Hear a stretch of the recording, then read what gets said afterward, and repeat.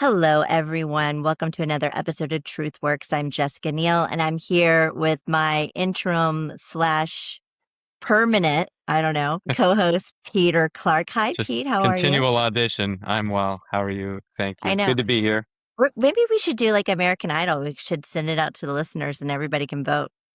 I like that. No, actually, I don't like that. I'm not a fan. Unless I can Uh, control it. yeah, right. Well, you can just get a lot of bots and try, you know? I can do that. That's Yeah, a you good could use do of Claude. All that. right. Yeah.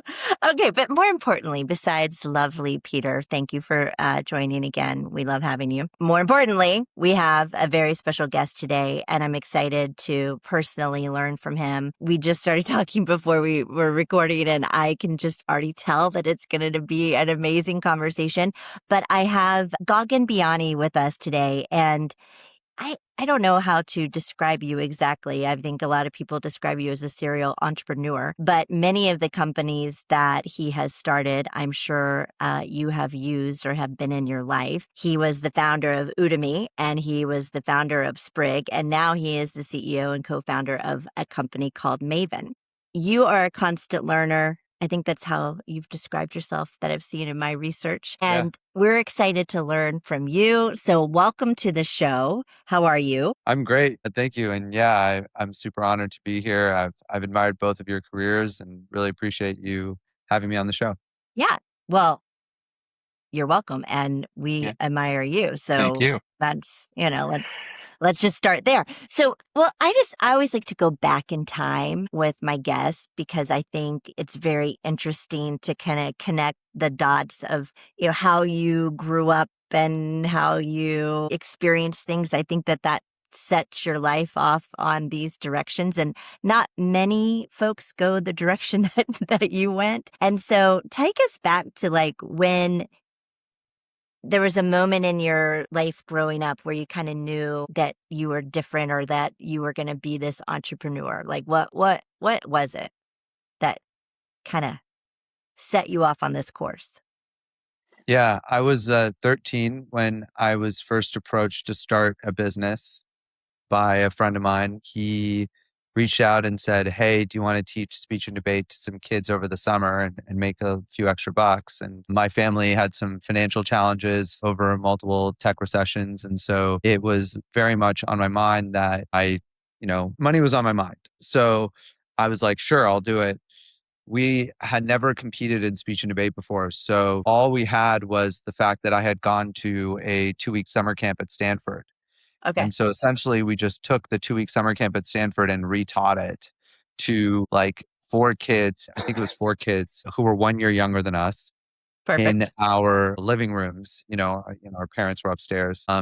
Over the next 4 or 5 years, that became like a pretty sizable business. We had 150 students my final year. Wow. I always forget the revenue, but it was like $300 a person. So, That's you pretty know, good.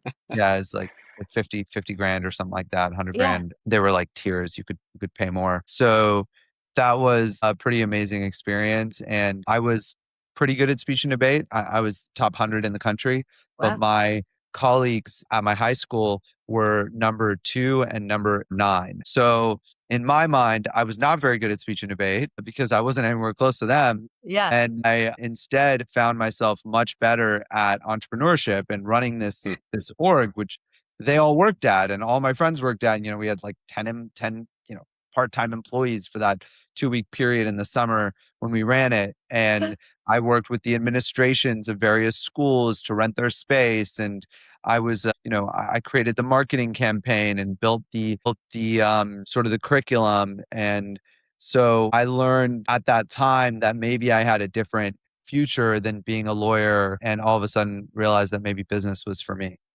That is so cool. But what a lot of pressure that you Yeah. had as a 13-year-old to be like, I got to start a business to help out with the finances. But what were your parents telling you at this time? What were they saying?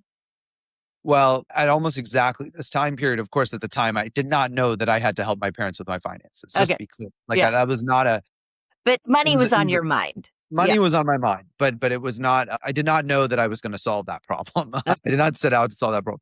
But yeah, my parents divorced in that exact period of my Uh, life. Yeah. So my dad left the house and my mother was left sort of with an associate's degree and not a super stable income. But she was very, very smart and she was really financially savvy. So she was able to, through the stock market, essentially, basically finance our lives. But it meant that and we also, just hunkered down a lot. So it was during that time that I realized that money was like something that you had to care about, probably earlier than I needed to. Yeah. But the flip side is, you mentioned stress. I was a terrible boss and I was for a long time Well, you because I were was so stressed. 13, so Exactly. Yeah. Because I was so stressed. And if something went wrong, I'd really get upset. And and to this day, I have trouble with this. I particularly got upset when something went wrong and the person didn't own up to it. That is my mm, Achilles heel. Like, because, uh, I don't know how to argue with someone or deal with someone who is not, and the one thing that I've learned since then is like, okay, give them a couple days, like that's the change. It's not, I will not tolerate someone who will not own up to their mistakes, but sometimes it's hard for people in the moment to own up to it. And so the that's big true. change from when I was like, because most people still liked working with me because they knew this. They knew Right. that if they just admitted they were wrong, there would be no problems. Right. But if you make that one mistake, I am flipping my shit at you when I'm, Right. 16 years old. Yeah. And now I'm much better at saying, okay, like, look, you're not accepting this today, but I'm going to come back to you in a couple of days. Right. I think we have the same Achilles heel. Like, I just can't. That and lying, and that's almost like lying. Absolutely. Yeah. And luckily I've had very, very, very few moments where anyone's Yeah. ever lied to me. I think that's like, I think that I give off the fear of God in that moment. And I just don't think people do it with me very Yeah. often. Yeah. It's hard to do it with a you.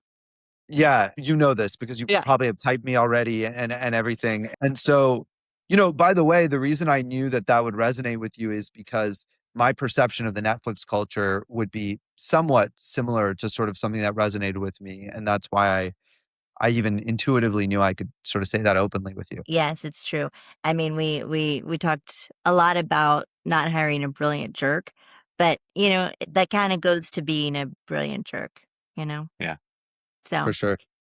all right. So you're running your business, Your you know, Glassdoor you're reviews are in flipping the out on people. Yeah.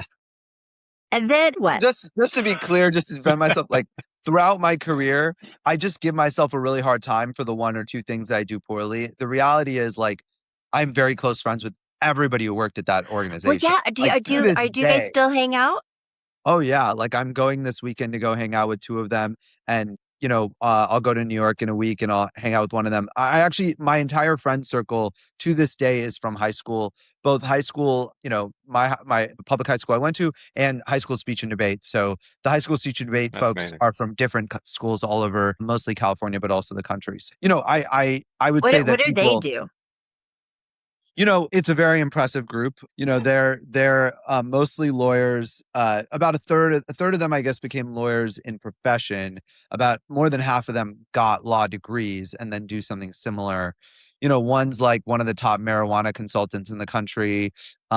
Another has been working, works at a top tier law firm.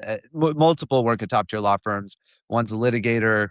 They often, cycle in and out of public service. So another one of those folks has worked for multiple administrations, including the Obama administration. So I was very lucky to be in speech and debate as a kid, to have a parent that, despite our financial situation, still just sort of like let me loose and allowed me to finance that, because basically this camp financed our. By the way, the camp was technically a nonprofit. So actually, all of these kids, like they all, we paid for our own travel. So it wasn't just me who made money off of this. The whole school basically received the capital. I did get paid for it my senior year when I graduated, but until then, it was really just essentially a fundraiser.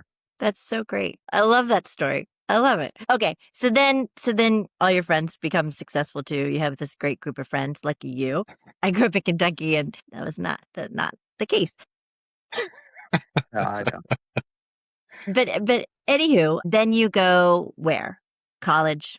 I went to college. It was the default option. I had no idea at that time that I could just go straight into entrepreneurship. There was nobody in my life who said, Gagan, like, you're good at this. And like, you should consider it as a career. No, nobody. And I grew up in Fremont, California, right? Like at that time, keep in mind, Fremont was essentially Silicon Valley, right? Right. And, today Silicon Valley's moved up to San Francisco a little bit, and really the peninsula. But at that time, a lot of my uncles and aunties were working in tech, but I don't think anyone really even considered it. Like they all had, just like line manager jobs at bigger companies. So I had no idea you could do this. I didn't know startups existed. Of course I had heard of Google, but that was about it, So I went to college. I hated college. I loved the social aspect of college. I loved being with, I had a great group of friends. I joined a fraternity. I, like spent a lot of time socializing, but when it came to actual work and school, I prioritized work over school. And so I had many jobs throughout college. I graduated in 3 years, basically tried to get out as fast as possible. I had a plan for 2.5 years. But the administration essentially prevented me from doing this, which I was pretty pissed about. Yeah. And I graduated and I'd spent a year at Accenture as a strategy consultant, again, just following the path that I thought was laid out in front of me. And then the 2008 financial crisis hit, and it really hit my mother and my family. And I started to fear for my job. And so then I discovered TechCrunch. And a friend of mine, one of the friends from Speech and Debate, said, "Hey, have you heard of TechCrunch?" And I said, "No, what is this?" That like one comment, like literally, I'll never forget that comment. That one comment changed the course of my life. Yeah. And maybe explain, because we all know what TechCrunch is, but maybe explain to our listeners what it is. Yeah. Or was at the time. Yeah, or was at the Yeah. time, because it's I not think the same as, what it was at the time was truly imagine a world where there's only one media outlet in tech, and TechCrunch was the one media outlet that was more important than any other media outlet in tech and startups. Yeah. And it was basically started out of this guy, Michael Arrington's living room. And he, just blogged, and it was a blog at first, but it became really, really well known and big just at the right time, just as the most recent tech boom. Now, people don't think of this history this way, but the truth is that until about 2008, 2009, tech was essentially dead. Yeah. Startups were very rare. There were a few successful ones that started between 2001, the dot-com bubble, and 2008, but very, very few. And then 2007, 2008, 2009, 2010 Yeah. was really the start of the modern era of technology. And then, of course, it expanded way beyond what we all expected. And so TechCrunch was started at that time. And Udemy was on the tail end of that time period. We started in 2009. So that is what TechCrunch was. It was the center of information. It was. And Yeah. so if you were on TechCrunch, you all of a sudden knew everything that was happening in the Yeah. tech No, world. it was like the thing that I opened up first thing. I would read TechCrunch. Yeah. And so cool at that we all had that experience. time I was running recruiting at Netflix and doing HR for our product teams. But often it was like where I learned where to get people from, Yeah. Yeah, I was like, because oh, there's talented people over there. I'm going to talk to them. at that time, almost every funding round, like if you had $1 million in funding, it was on TechCrunch. Yeah. Because there weren't that many $1 million rounds happening. And No. I know. And look at it now. Yeah. And now you raise $20 million and you hope someone notices. Like it's Right. Yeah. it's Like if you raise $1 million, people are like, you must not be being very why? good. What Why would you went do that? wrong? Yeah.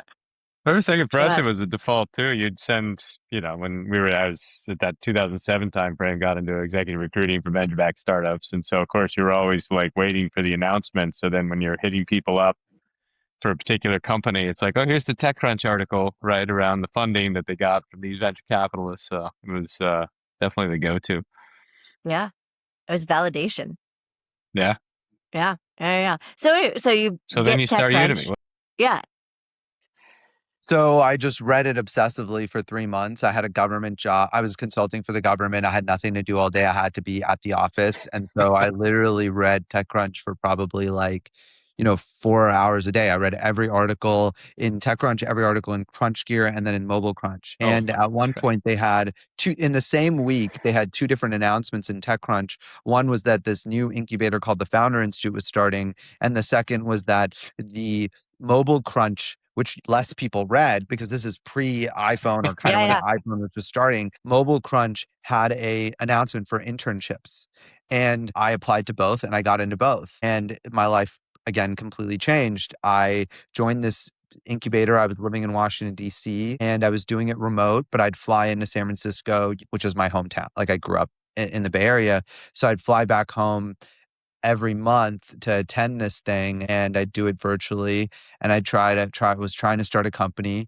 By the end of the summer, my ideas were all like totally blown. They weren't working. And so the founder, Adeo Ressi, who's a brilliant man, also happens to have been college roommates with Elon Musk. So he kind of has multiple ways. He's a 7-time entrepreneur, 8-time super sort of salt of the earth entrepreneur. He just like has done everything, knows everybody. And he pulled me aside and said, Gagan, like your company's sucks. Like and he was a very, very blunt guy, like way more blunt than I am. Like, and he's just like, dude, this is not working. Like you need to go meet other companies. And I didn't really want to do it. And he introduced me to the co-founders of Udemy. And they weren't even sure they wanted to run Udemy. They were working on other ideas. And Adeo had saw their demo of Udemy and Adeo said, you need to work on that project and you need to meet Gagan. And we had Skype calls and we ended up liking each other. They were Turkish immigrants, and I was, I'm son of an Indian immigrants. So I grew up traveling a lot. I really understood how to relate to people from other cultures. And I think they weren't getting that from a lot of the other people in the Founder Institute. Yeah. And so it kind of became my superpower was really this really ridiculous thing. I joke is I had an American passport and I spoke great English and I knew how to work with international people. Like that, Right. I was like the benefit I provided. Yeah. And then I became sort of the business co-founder of Udemy. They made me a co-founder, gave me co-founder equity. And we went and built the business for about 3 years. Amazing. So, you're kind of a serial entrepreneur yourself because you do Udemy and then you do 2 more. So, I don't know, Pete, how you feel about this, but because we get to work with many founders, and obviously I worked with Reed for many, many, many, many years. I have just the utmost appreciation for this journey because, I get to see how challenging it is. I get to see how rewarding it is, but I also get to see how exhausting and mentally and emotionally. So, like, what makes you want to keep doing it? Because it is so hard. And it's not, I think it's lonely sometimes. Yeah, I mean, I flirted with the idea of exiting stage left so many different times in my career. In between each company, I didn't have the self-awareness that I was definitely going to start another company. But over time, I think I realized now that I don't think I could see myself doing anything else. And I don't think I would really be that good at anything else. Like I would probably have made more money over my career. Like if you think about the thing that I don't measure myself this way alone, but a lot of entrepreneurs and startup people and investors measure themselves entirely by how much money you made. And if you look at that metric, I would have made more if I had joined companies throughout this time because I was actually very good at picking companies. And I had a few that I think I would have picked correctly and joined and would have done really well. But I wasn't designed to be that way. And I think working in another organization would have been tough for me. So it took a while for me to appreciate that. I thought for the longest time that I would be a good lieutenant, but over time I realized that that isn't the case. Yeah. Yeah. I think once you've had a taste of this, it's really hard to have a boss. Yeah, I think that's right. I think that's part of it. I think that it's hard to have a boss, but it's also really hard to not have a boss. I think it's just as hard to stay in the role. You said it's lonely. It is extremely lonely. And it is, I was just reading a friend of mine posted this post just today. His name's Jason Tan. And he just, it's actually a short post, but you can tell just how much is in it. He's like, I burnt out and almost, killed his own company. And he recognizes this, and he talks about the story pretty often. And I think the reality is like everything rides on you in both Yeah. good and bad ways. Yeah. Like you didn't just choose who you work with. You chose every single person at your team. So any failure they have feels like your failure. Yep. You also chose what market to go into. You chose what investors. You chose, like, you have like 100% ownership over your world, your business world. Yeah. It feels like. Now, obviously, there are market forces that you could at some point, blame a little bit for challenges or things you didn't foresee. But the truth is, like, the best entrepreneurs did foresee that in a certain sense. And so really everything is on you, your success and failure. And that is very difficult. And no one else in your organization or even in your life can truly relate to that level of responsibility. So yeah, I do think it's a very tough job, but I also think it's incredibly amazing. Like we are so lucky. Like in 2008, no one thought that this was like, I would go to family parties and people would tell me, when are you going to get an MBA? Yeah. Even in 2011 and 2012, when Udemy was like a going concern, or 2015, when it was like doing 100 million of GMV a year or something. I don't know the exact numbers on what timeline, but like, I still got that question. Right. And When are you going to get a real luckily job? today, Yeah. huh? When are you going to get a real job? Yeah. Yeah, Like, that's cute. exactly. Yep. I mean, I'm sure even for you too, you joined these companies like very early, you were startups, like people were probably like, what the hell were you doing? Oh, yeah. Yeah. Yeah. I mean, when I Yeah. first got into It doesn't make recruiting, sense. my parents were like, is this a Ponzi scheme? Like, what is that? Like, what, I grew up in Kentucky and like there were not headhunters. They were like, this sounds really weird, honey. But if you want to, More importantly, someone will pay you for that? Yeah. yeah. Yeah. And then the crazy thing about this whole industry that we all occupy, in startups is you have very little job security, actually. I mean, Yep. you can totally, your company can go bust, especially at the early stage. It can have layoffs, like anything could happen. And yet it's kind of like the film industry. Like you don't need your particular movie to be a hit. You just need to be good enough that your reputation allows you to get to the next movie. And like the same Yeah. thing is true in startups. And it's something that I Yep. think people really don't understand. It's like, no, you actually don't need this lifelong job security as long as your industry provides the job security. So your job security is Yeah. not to a specific company, but tech provides incredible job security. Like if you're good, like you will get your next job. True. And that I think, and like for me, I could raise money, for a donut company today. Right. And like that's crazy, but it's kind of true. Like I actually could. And I'm so grateful that I have this job where I get to come up with absolutely insane ideas and pitch people and say, hey, like, will you give me $10 million to go build this thing? And they will. Yeah. And Yeah. that's just, we're so lucky that we live in this, like such Yeah. a positive sum ecosystem. And yeah, that's the great thing about this is, It's true. So the scoop is it's an AI enabled donut company, of though, course. correct? That Yeah, you're no just doubt. checking. Yeah, yeah. Has to be. We're gonna, yeah, it's the idea is that everybody shows up. There's a prompt engine, and you can type in the type of donut that you imagine today. There's in the back end, there's a donut factory, kind of like Krispy Kreme, but you can't see it because Completely you robotic. wouldn't want anyone to see it. There's a robot that basically can shape the sprinkles or the frosting or whatever to whatever you can imagine, and then it creates a donut, and people will line out the door for these special Yeah. customized donuts that you prompt into existence. I have no doubt that that would work. Where do we send the term sheets? Is I know. Yeah. You'll get one in your inbox later. I'm looking forward to it. I'll take it seriously. You know, But so speaking of raising money and the fact that you're good at it, you have spoken openly about failing, but you got to have a great reputation. I think having that great reputation helps you do it the next time. But talk to us about times where it's been hard. many times. I mean, first of all, I had a falling out with my co-founders at Udemy, and they sort of showed me the door. So I left there. That was heartbreaking because it was my first company. I had put my name on it, and I felt like I thought I was going to be there forever, and that didn't last.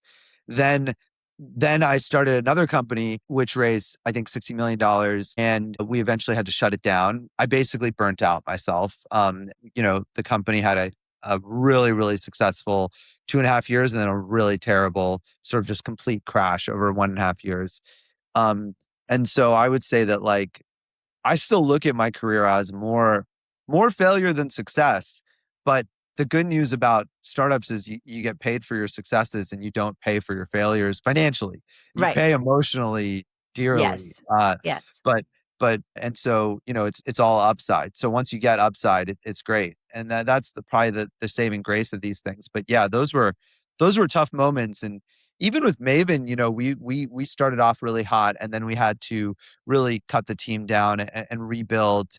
And there were many years where we felt like, okay, like, is this thing going to be a real business? And we finally got to that point, but it took a lot of iteration. Yeah.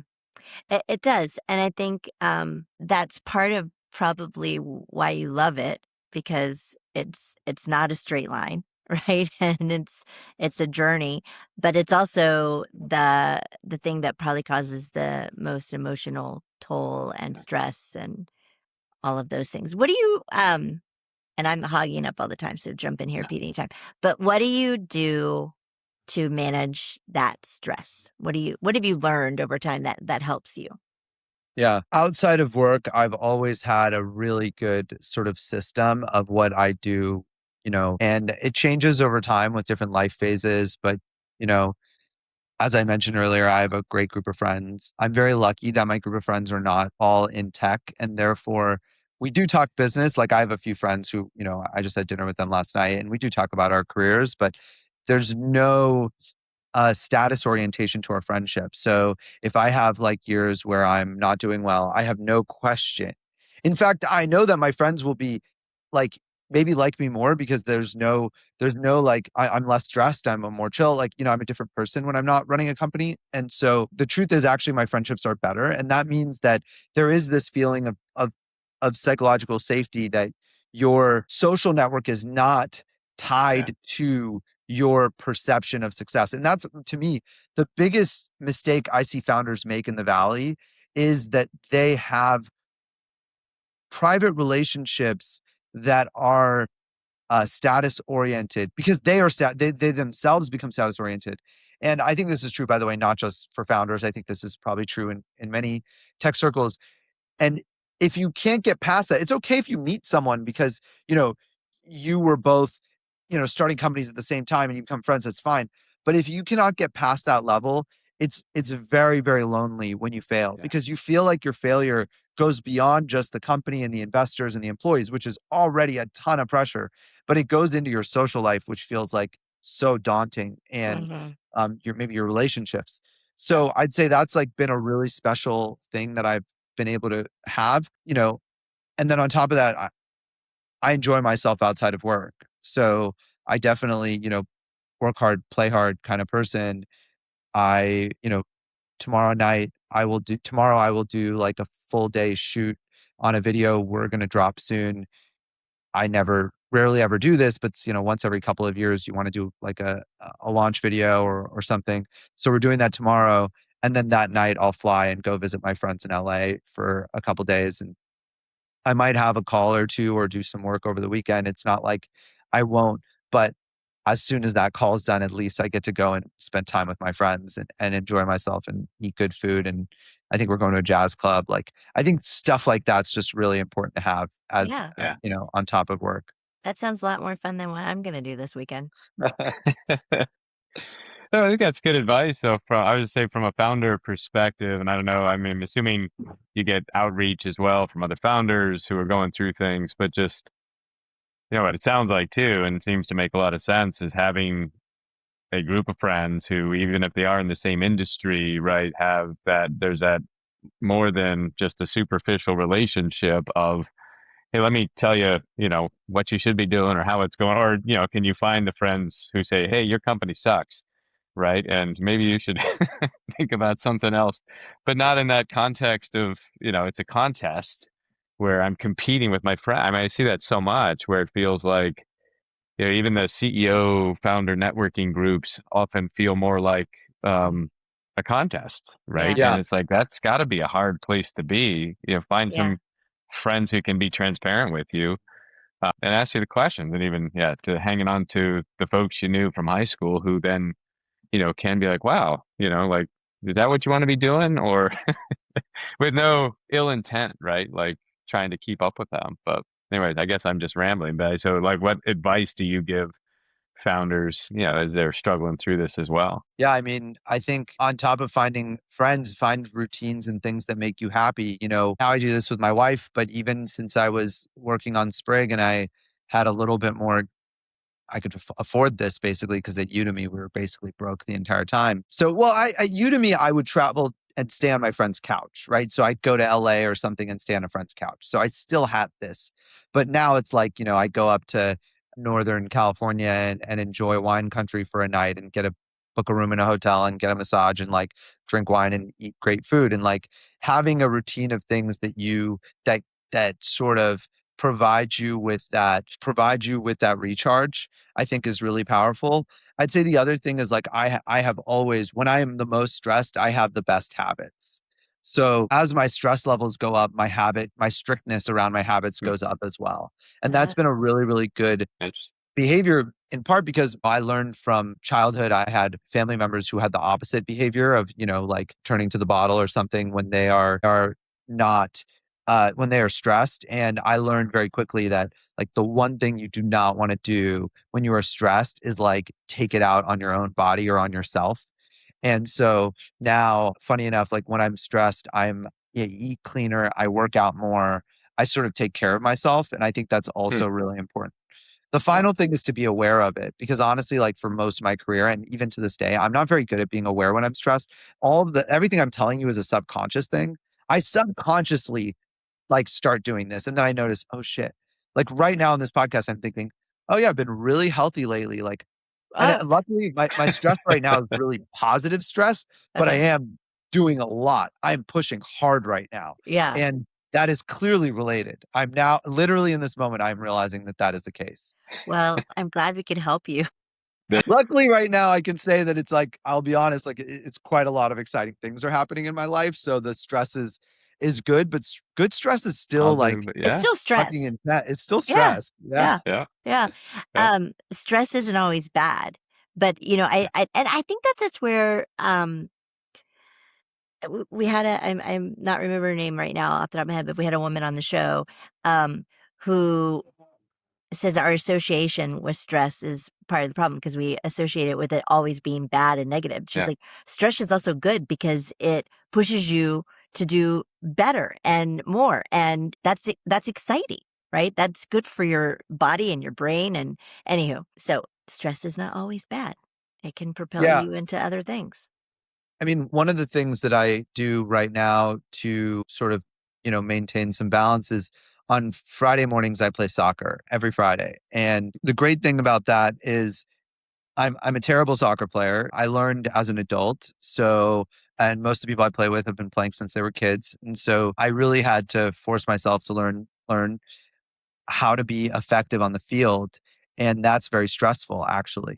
Yeah. Um, because I'm like embarrassed if I miss a pass or if I miss a shot or whatever. And what's really interesting is often when I feel the positive stress of like, oh, I better make this shot, that's when I make the shot. Yeah.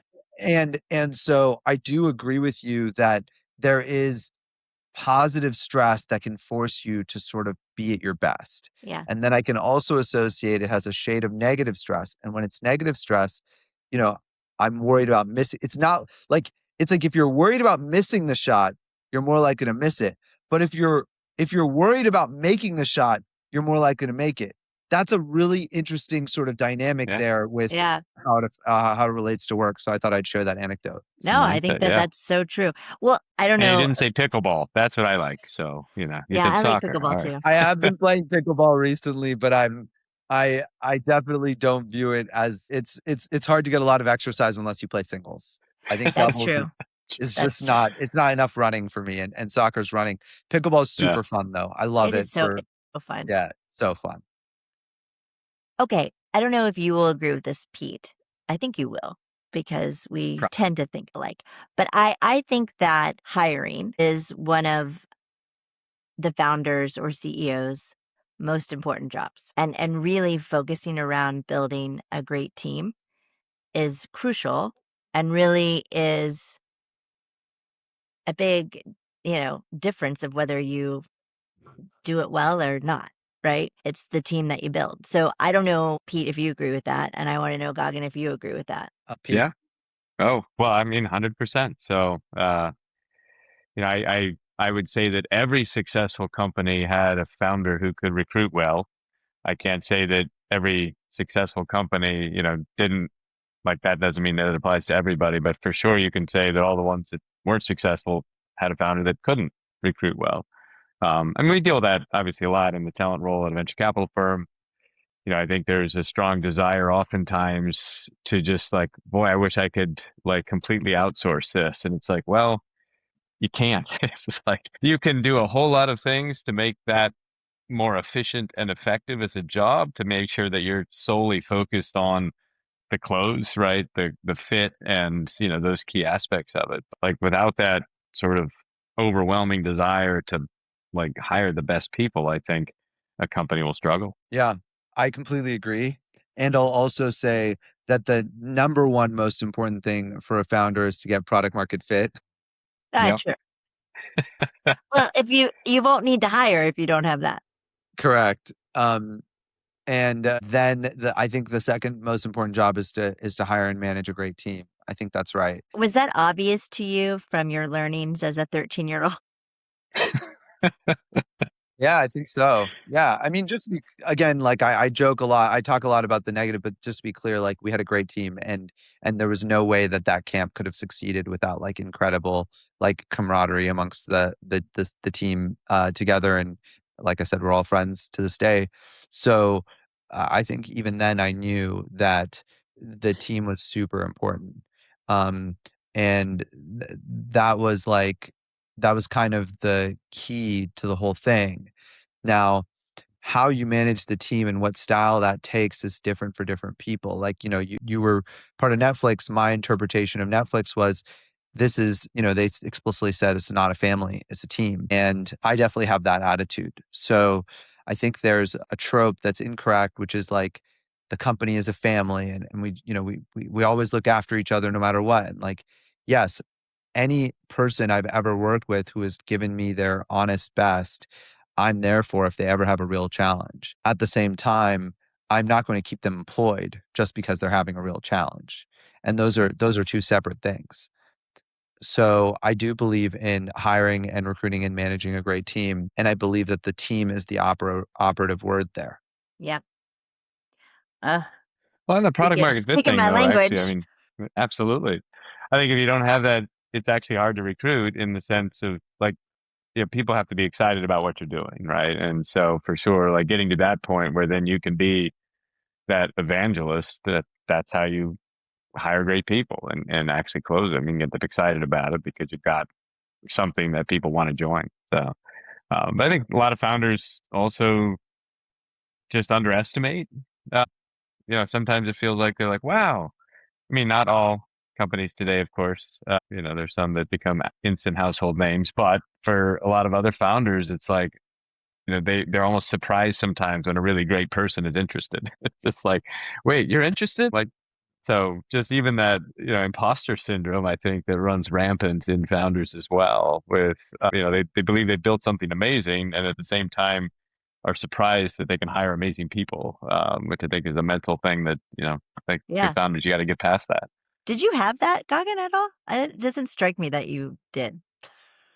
Yeah, that's a great question. Think that I was, yeah, I don't think I felt like, oh, I cannot believe this person is coming to work with me for a long time. I think nowadays I feel it more. I think as a young founder, I was like, I'm going to go build the biggest thing ever. This is incredible. I was sort of drinking my own Kool-Aid. And I think over time, I think I've come to appreciate just how competitive the job market really is and how good some of the people that I get to work with are. But, I also think that early on, we were not at Udemy recruiting people who were already proven. We were recruiting people who were figuring things out. Now, some of them have been wildly successful. Like I'm so amazed by many of the early Udemy team members and what they've accomplished. But I didn't really appreciate what I had at times, Mm-hmm. like they and also how much people can grow and change over time. I mean, they it's not like the person I hired is the person who they are today. It's just that they had such good trajectories. Yeah. And I think we were really good at finding those trajectories. And also, again, as long as you don't as long as you admit when you're wrong or, you fix your mistakes, I was very, very good, like very lucky to be like pretty hands off. Like I let people do their thing. Yeah. And I think that's an example of something that allows those types of people to sort of be really successful. But also, honestly, I don't think I appreciated how good they were until they just like over their careers, they just all were all so amazing. It's Yeah. Yeah. really, and now that I've seen that, I have more awareness whenever someone who I think is really talented joins the team. I feel so lucky. Yeah. I know, but isn't it, I don't know. I love watching people grow. It's so amazing what, when you get those special people and then you see them 5, 10 years later and you're like, wow, look at it's just cool. Anyways, Yeah. we are running out of time and we have not really talked about Maven at all. So do you want to talk about Maven? Sure. Yeah. I mean, we didn't talk about any of the businesses I actually. That's know. true. So, yeah, I mean, Maven, I think is actually a pretty relevant fit for your audience, which is that we believe that humans still have a place in modern learning and learning and development. I don't think that we're anywhere close to the point at which AI can sufficiently replace a live expert with niche expertise.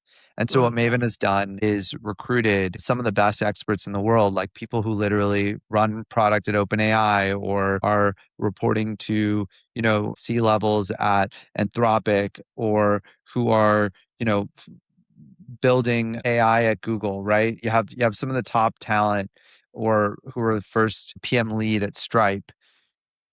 We recruit them, we incentivize them, and we have them teach the next generation of employees. And so if you're a senior leader who is, a senior manager, let's say at a Netflix, and I don't know the number, but we certainly have hundreds of people at Netflix who've used Maven.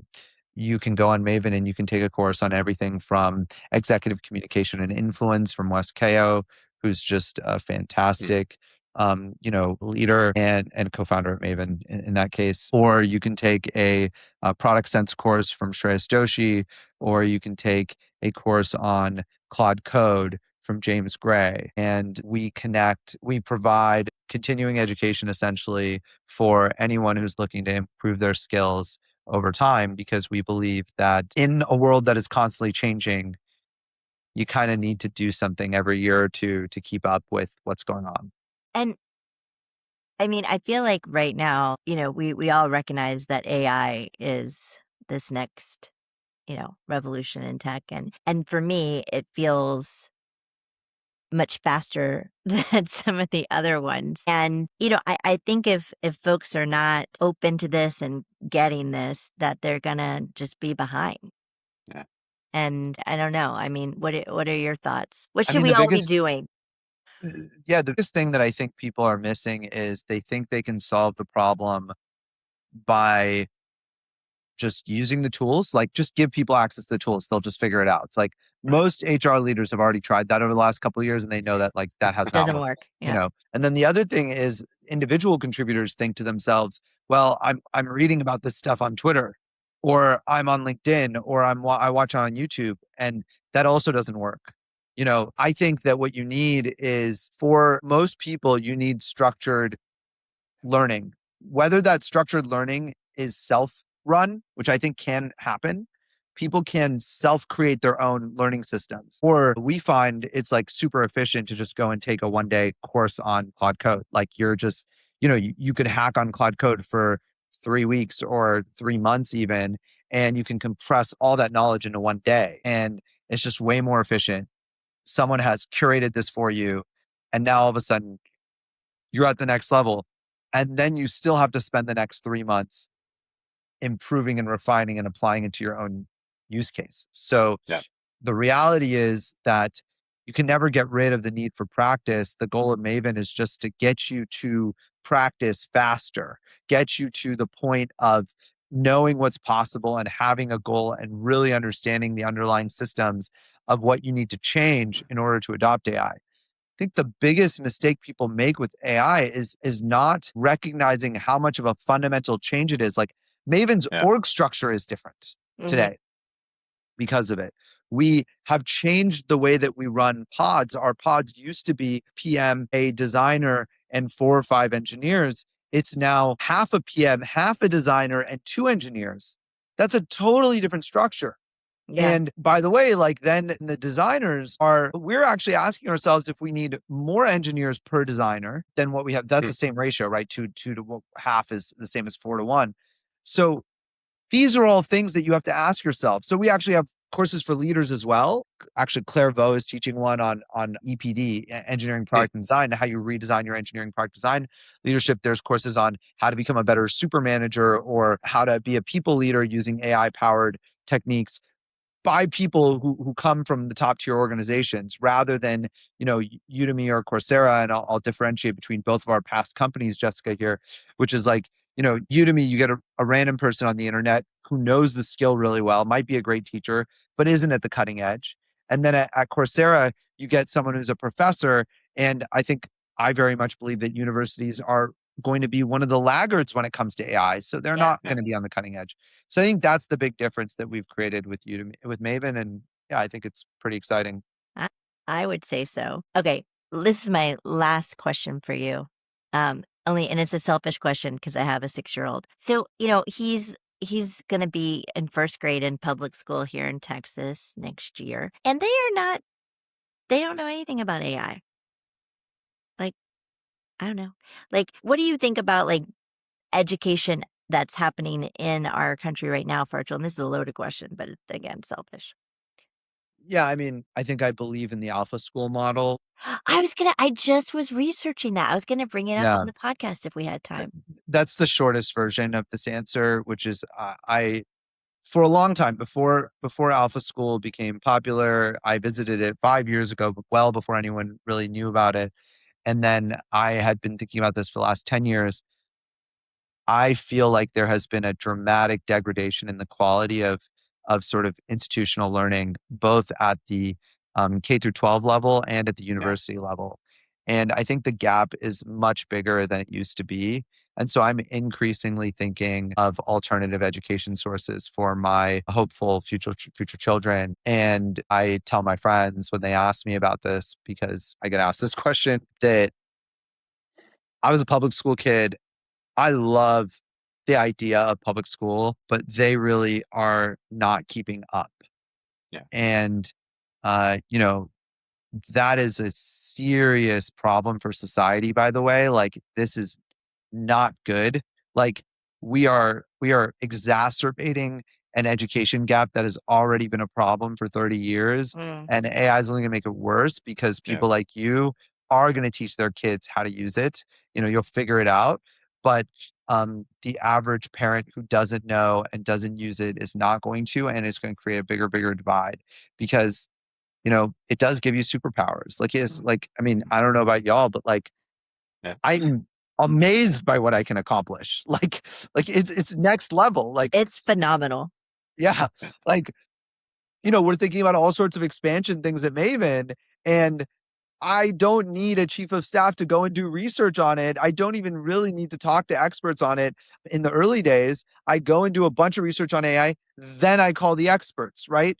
And that is a crazy shift. Like, it's a crazy shift for me as a CEO, and I'm not even at the center of the bullseye here. The center of the bullseye is a 6-year-old. The center of the bullseye is a designer or an engineer, and I see designer and engineer. They're the ones who are really changing their behavior the most. And so, yeah, I think your kid, I would highly recommend looking into some of these alternative futures and figuring out how to integrate it into your them. Yeah. Gosh. Well, I'm so sad we're out of time. We always ask for a piece of inspiration or advice for the listeners for you to wrap up. So what do you want to leave us with today? You've already left us with so much, but I'm going to Yeah, be greedy and ask for one more thing.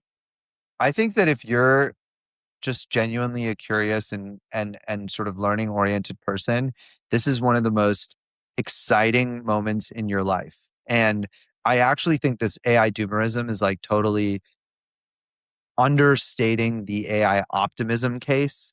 And the AI optimism case is we can all do more. We can all, get more stuff done. We'll have more free time. Already today we have more free time than our ancestors did. We forget this, but it's true. And because we forget about household work.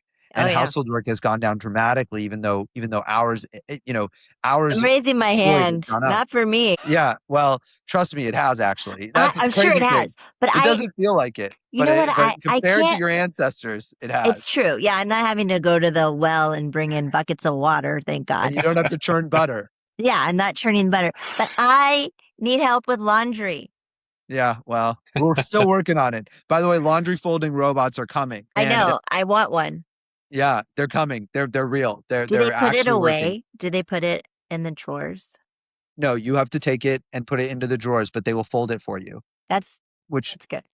Yeah, it's good. I mean, right now it costs like $5,000, so it doesn't really make sense for most people. Or $10,000, it's like extremely expensive, but it will get cheaper, and it will it'll be cheap. It'll become the price of a washer, which I believe is like $1,000 to $2,000 these days. So,